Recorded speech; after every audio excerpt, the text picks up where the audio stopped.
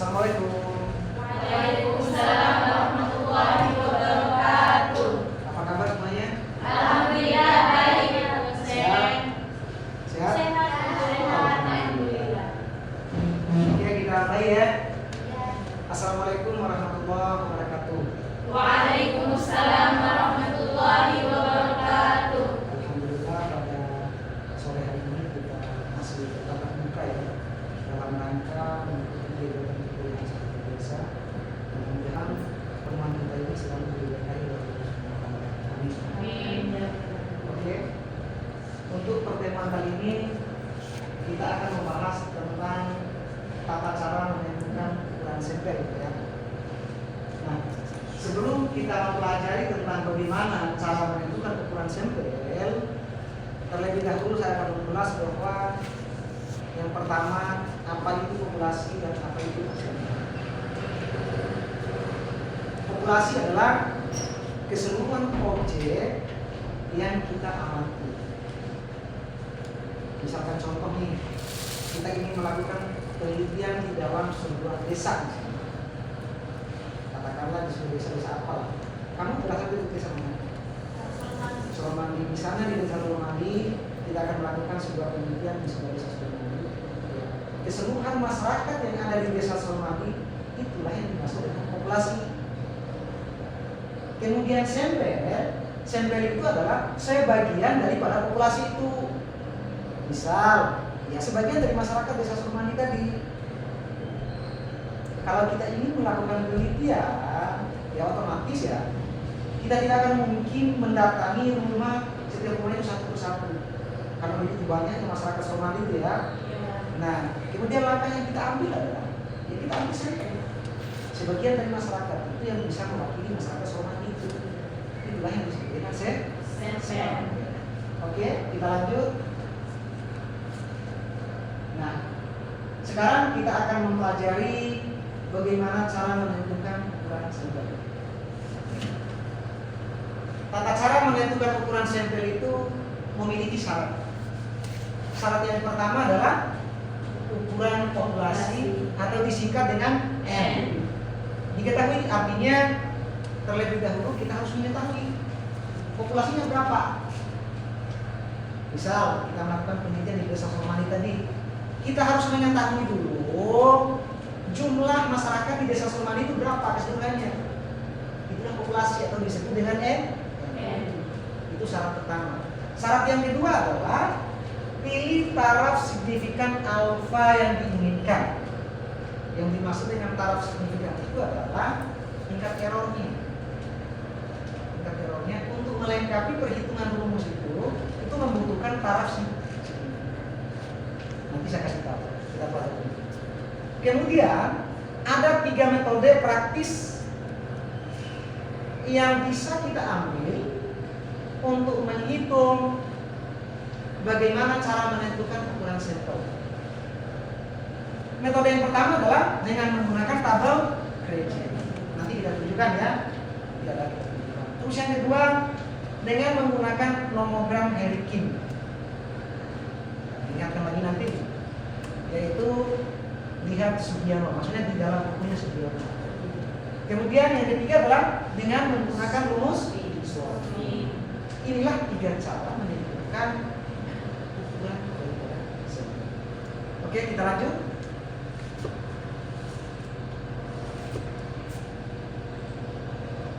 Nah, inilah yang dimaksud dengan tabel gradient tadi ya.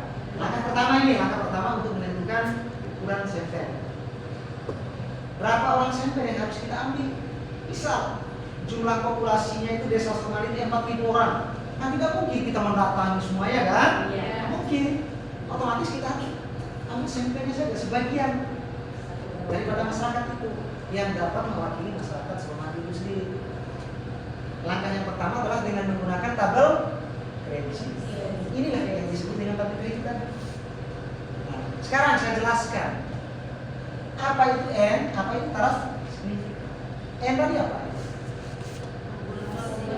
Populasi. N ini lihat N, kolom N. N ini adalah populasi sejumlah daripada objek yang kita amati. atau keseluruhan dari masyarakat Somali itu tadi, itulah N. Kemudian taraf signifikan itu ada 3. Ada yang 1%, ada yang 5%, ada 10%. Cara bacanya seperti apa? Coba perhatikan ke depan. Misal populasinya adalah 302 orang. Atau yang kita amati itu adalah sebanyak 320 orang. Kalau kita mengambil taraf signifikan 1%, maka sampel yang kita ambil adalah 216 orang. Jadi 216 orang ini yang kita datangi ke rumahnya untuk melakukan survei kalau penelitian. Ya, inilah sampelnya.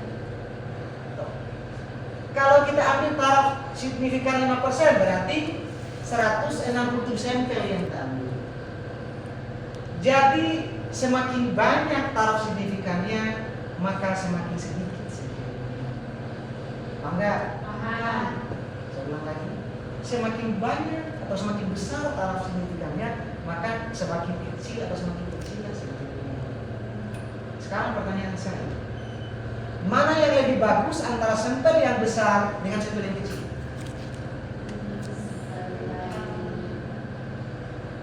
Mana yang lebih bagus antara sampel yang besar dengan sampel yang kecil? Kecil. Sampel yang besar. Oh, besar. Sebab kenapa? Kalau kita ambil sampel yang kecil, itu belum tentu mewakili seluruh masyarakat itu di desa itu. Kalau sampel yang besar artinya hampir mewakili. Berarti sampel yang besar. Ya. Makanya rata-rata kita ambil itu antara taraf signifikan 1% dengan 5%. Kalau yang 10% jarang. Sebab kenapa? Sampelnya kecil. Terlalu kecil. Karena belum tentu mewakili masyarakat atau populasi itu sendiri. Paham gak sampai di sini? Paham. Oke, kita lanjut. Misalnya nih, ada sampel, ya misalnya jumlah masyarakat itu sejumlah 3.000 orang misal. Kalau kita ambil taraf signifikan 1%, maka sampelnya adalah 543 orang. Maka 430 orang ini yang kita datangi rumahnya untuk melakukan survei, penelitian, wawancara, menanyakan tentang apa yang kita pilih. Gitu ya? Sampai di sini sudah paham? Sudah. Oke, kita lanjut lagi. Nah, kemudian cara yang kedua adalah dengan menggunakan rumus Slofi. Inilah yang kita pelajari pada saat sekarang. Rata-rata yang digunakan itu cuma dua cara. Yang pertama adalah maksudnya cara mengambil sampel ya, cara mengambil sampel. Yang pertama tadi menggunakan tabel Ricci, yang kedua dengan menggunakan rumus Slofi. Sekarang perhatikan di depan. Rumus Slofi untuk menentukan ukuran sampel minimal atau N. Jika diketahui ukuran populasi atau N pada taraf signifikan alfa. Jadi rumus Slofi itu ini. N sama dengan N kecil sama dengan N besar per 1 plus N besar dikali dengan alfa kuadrat. Paham kan? Apa yang dimaksud dengan rumus ini? Paham ya? Paham. Paham. Mau saya jelaskan lagi? Boleh. Oke. Yang dimaksud dengan N kecil itu adalah sampel yang kita cari itu. Tadi kan kita cari sampel. N kecil sampel yang kita cari. Sementara N besar itu adalah populasi. Sejumlah masyarakat tadi, masyarakat Somali tadi. Kemudian satu ini memang tetap sudah ditentukan, sudah ada ketentuan. Kemudian plus juga ya. N populasi tadi ya. Alfa ini yang dimaksud dengan alfa itu adalah ya, taraf signifikan tadi, yang 1%, yang 5%, 10% tadi. Inilah yang dimaksud dengan alfa. Alfa pangkat 2. Tapi di mana juga? Sampai di sini paham? Yang dimaksud dengan kunci?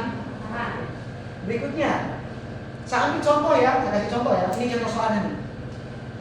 Berapa ukuran sampel minimum yang harus diambil dari populasi yang berukuran? Berapa sampelnya? Yang ditanyakan sampel ini.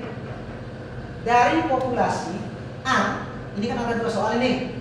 Ada soal A, soal B. dari populasi 1 1000 orang. Berarti jumlah masyarakat Soromani itu 1000 orang ya. Iya. Populasinya 1000. Dengan taraf signifikan alfa 0,05. 0,05 itu yang 5% tadi. Ya kan? Iya. Kalau 1% berarti 0,01. Kalau 5% itu 0,05. 10% itu berarti 0,1%.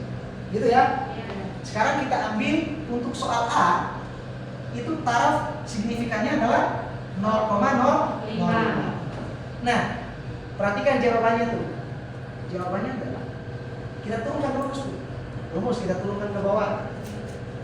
N sama dengan N kecil sama dengan N besar per 1 plus N dikali alfa pangkat 5. Selanjutnya N ini kita ganti dengan 1000. 1000 dari mana? Dari soal ya? Ah. Karena populasinya 1000. 1000. Oke. Kemudian 1 tetap plus tetap.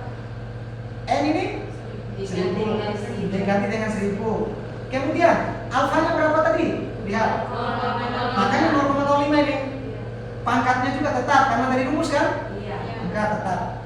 Oke. Hasilnya adalah 285,7143 dibulatkan ke atas. Ini kan 25 nih, 285. Jadi 286. 7 ini dianggap 1 maju ke depan tambah 1 jadi 6 dia. Hasilnya adalah 286.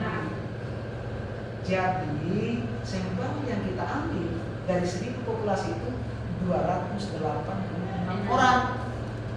Jadi 286 orang ini kita datangi ke rumah, kita melakukan penelitian, survei, wawancara, ya. Sekarang ada pertanyaan nggak? Bagaimana cara menghitungnya? Permisi pada saya. Ya, silakan. Bagaimana cara menghitungnya? Oke, siap. Sekarang saya akan memberikan penjelasan bagaimana cara menghitung ini. Ya. Sekarang kita akan mempelajari tentang cara menghitung manual.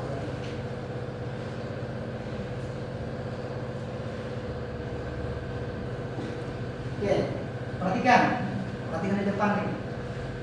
Sekarang saya akan menguji daya ingat kalian itu apa, seperti apa ya. Nah, soalnya kita sudah dianggap sudah hapus ya, sudah terhapus. Oke, lanjut. Yang pertama kita tuliskan dulu rumusnya ya. N kecil N besar per 1 plus N besar alfa pangkat 5. Ini rumusnya tadi ya. Sekarang soal tadi kita masukkan ke dalam rumus ini. Nah, N sama dengan N itu apa tadi? Populasi ya. Populasi tadi berapa? 1000 ya. Oke, satunya tetap ya. Plusnya tetap. N-nya tadi berapa? 1000. 1000 kan N ini? Iya. Nah, karena ini dianggap kali, maka kita pisah dengan kurung. Kurung juga kali. Iya. Bisa juga titik. Ya, bukan berarti kali seperti ini. Ingat ya. Kemudian alfanya tadi berapa nilainya? 0,05. Kurung lagi pangkatnya tuh 2. Sama dengan. Ya. Sekarang langkah yang harus diambil dalam proses pemecahan masalah matematik. Yang pertama, kalau ada kurung selesaikan dulu dalam kurung. Kalau ada pangkat yang kita selesaikan dulu dalam pangkat. Perhatikan, mana yang kurung, mana yang pangkat. Ini kan? Iya. Berarti ini yang kita selesaikan. Kurung dengan pangkat. Yang lainnya kita tulis ulang dulu. 1000 tetap kita tulis ulang. Satunya tetap, tambahnya tetap kita tulis ulang. 1000 juga. Kemudian di dalam kurung, karena ada pangkat juga nih. Iya. Kita selesaikan dulu pangkat. 0,05 pangkat 2 sama halnya dengan mengalikan 0,05 ini dengan 0,05 itu sendiri. Atau mengalikan dengan sendirinya sebanyak 1 kali. Jadi 0,05 pangkat 2 sama dengan 0,05 kali 0,05. Iya, 2 kali. Ada yang bawa HP enggak? Tidak. 3. 0,05 dikali 0,05 berapa kira-kira? Coba sediakan HP. Ya, coba dihitung. Coba dihitung. 0,05 dikali dengan 0,05. Sudah? Oke, hasilnya adalah 0,0025. Itu dia. Kurung. Sama dengan, ya kan?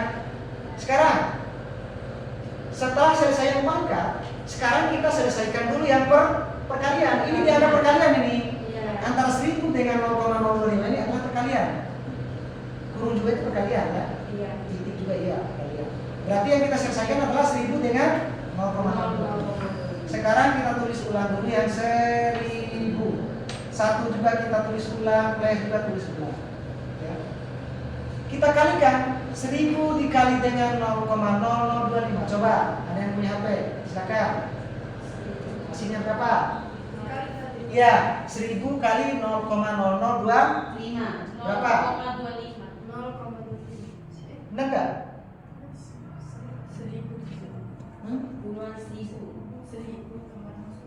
Dikali itu. Hah? 2,5. Iya. Sekarang langkah selanjutnya adalah nih, yang di atas tetap kita pasangkan dulu yang di bawah. Kan masih ada 4 tambah, ya kan? Yang di atas tulis ulang lagi 1000. Selesaikan yang di bawah. 1 ditambah 2,5 berapa? 1 tambah 2,5 ini kan tambah nih. 3,5. Sekarang yang terakhir. 1000 dibagi 3,5 berapa? Ya. Berapa itu? Hah? Sama nggak dengan hasil yang saya tunjukkan tadi? 285,71428 gitu ya?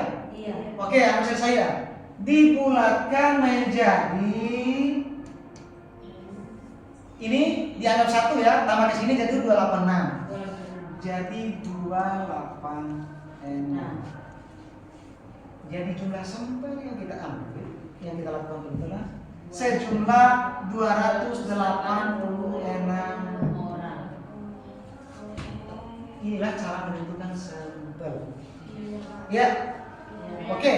Sekarang sudah sudah mengerti sampai sini, Pak? Sudah, Pak. Oke.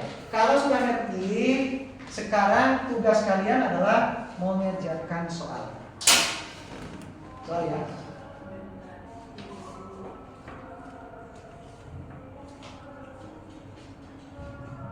Sekarang tugas kalian tuh kerjakan soal B. Tadi kan soal A tuh ya.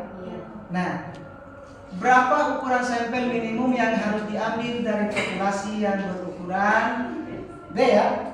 Ini populasinya makin banyak ini. Tadi cuma 1000 orang. Sekarang bertambah jadi 45.250 orang dengan taraf signifikan alfa 0,01. Sekarang silakan dikerjakan.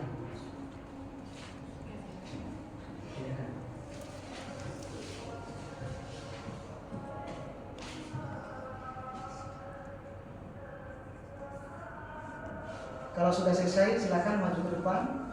Ya. Satu orang bisa mewakili teman-temannya yang lain.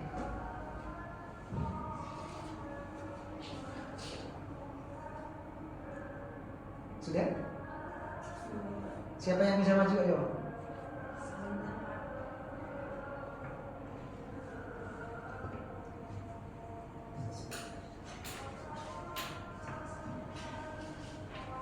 Izin menjawab, Pak. Oke, silakan maju ke depan ya.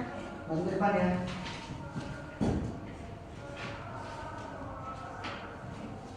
Oke.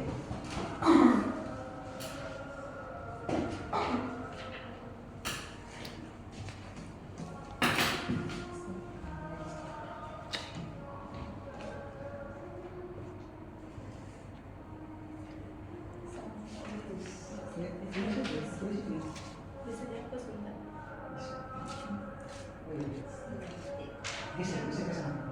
Iya. Masya. Iya.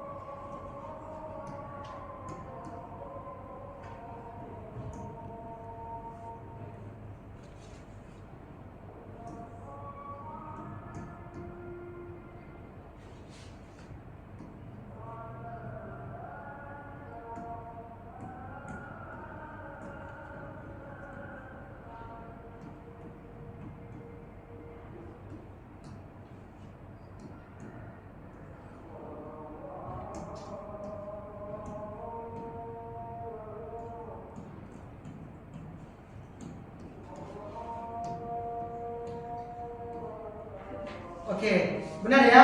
Ya, benar. Oke, tepuk tangan buat teman-teman. Terima kasih, luar biasa ya. Ya. Ya, sampai di sini sudah ada pertanyaan lagi kira-kira? Sudah ya? Siap sudah. Sudah. Oke, kita kembali ya. Kita kembali.